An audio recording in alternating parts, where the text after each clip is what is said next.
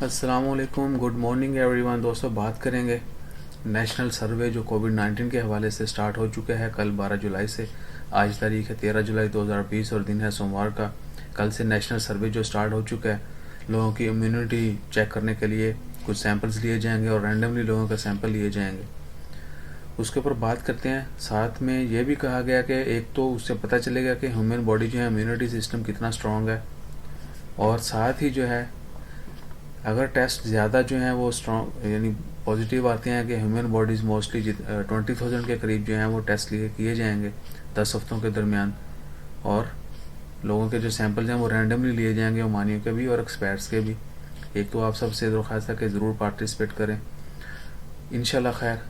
تو اتھارٹیز کا یہی کہنا تھا کہ اگر زیادہ یعنی 20,000 ہے تو میکسیمم لوگوں کی اگر امیونٹی جو ہے وہ سسٹم اسٹرانگ ہوتا ہے، رزلٹ آتا ہے کہ لوگوں کی جو امیونٹی سسٹم ہے وہ اسٹرانگ ہے، تو ہو سکتا ہے کہ جلد جو ہے مساجد اور پارکس، پبلک پلیسز جو ابھی تک بند ہیں وہ اوپن کر دی جائیں۔ یعنی یہ ڈیسائیڈ کیا جائے گا لوگوں کے امیونٹی سسٹم کے اسٹرانگ ہونے پر۔ اس سروے کا صرف میڈیکل چیک اپ نہیں ہے، کیونکہ پہلے یہ نہیں بتایا گیا تھا، صرف یہی کہا گیا تھا کہ میڈیکل سروے ہے، لیکن اب جو ہے اس کے جو بھی ان کے پلان کے اندر چیزیں شامل ہیں، جو اس کے یعنی آپ سوچ سکتے ہیں اگر تو ایوریج دیکھی جائے، اگر زیادہ لوگوں کا امیونٹی سسٹم اسٹرانگ ہے سو ہو سکتا ہے فیوچر میں جلد جو ہیں وہ مساجد، مذہبی جتنے بھی جگہ ہیں ہر کسی مذہب کی عبادت گاہیں جو ہیں وہ اوپن کی جائیں، پارکس بند ہیں وہ اوپن ہوں گے، بیچز جو ہیں وہ کلوز ہیں، ریزرٹس جو ہیں وہ کلوز ہیں۔ اس کے علاوہ بہت بڑے بڑے اور بھی بزنسز کئی طرح کے، ایون کہ کئی سارے علاقوں میں لاک ڈاؤن ہے، تو وہ تمام چیزیں جو ہیں آنے والے دنوں میں کلیئر ہو جائیں گی۔